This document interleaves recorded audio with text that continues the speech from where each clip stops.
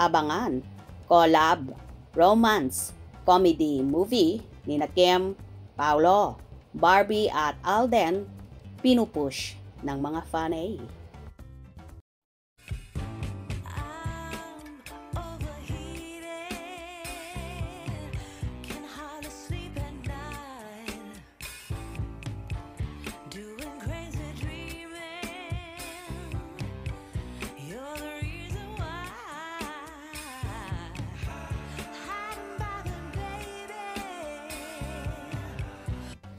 Natupad ang pangarap ng mga fan na sama-samang tumakbo sina Alden Richards, Barbie Forteza at Paolo Avellino with Kim Chiu. Nangyari ito nang tumakbo ang apat sa may Santa Rosa, Laguna. Pagkatapos mag-book, nag-breakfast sila. Boodle fight sa bahay ni Alden sa may Nuwali, Santa Rosa. Makikita ang masarap na food na inihanda ng pamilya ni Alden at may nagbiro pa na paano papayat ang grupo ni Alden kung ganong karami at kasarap ang food na kakainin nila pagkatapos nilang tumakbo.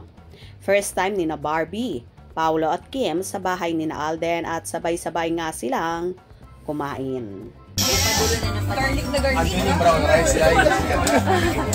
Ayun yung brown rice. Huh? Yeah. Perfect bite. Hey, perfect bite. Perfect bite. Oh. Ano yan?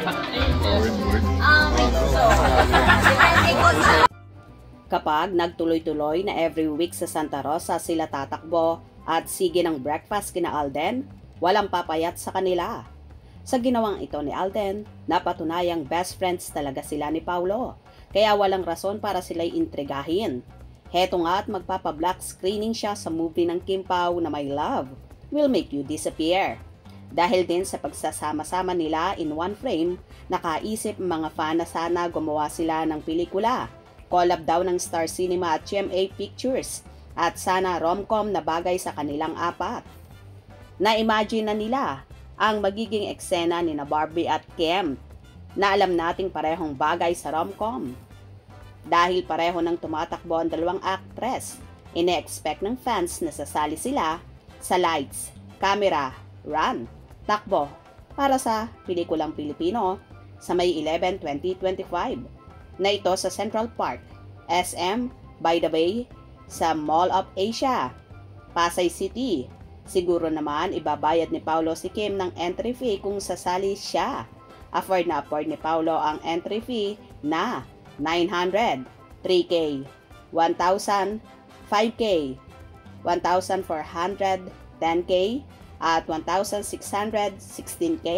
Ang mga tatakbo na finisher ay may loot bag t-shirt at race bib. Kaya, see you on May 11. Sobrang nakakatuwa talaga at nagiging malalim nga ang pagkakaibigan ng apat na ngayon nga ay pinupush ang pagtakbo. Sana nga palagi silang magkasama-sama at magkaroon nga ng collab na pelikula ang apat. Hope you enjoyed. Please subscribe for more info.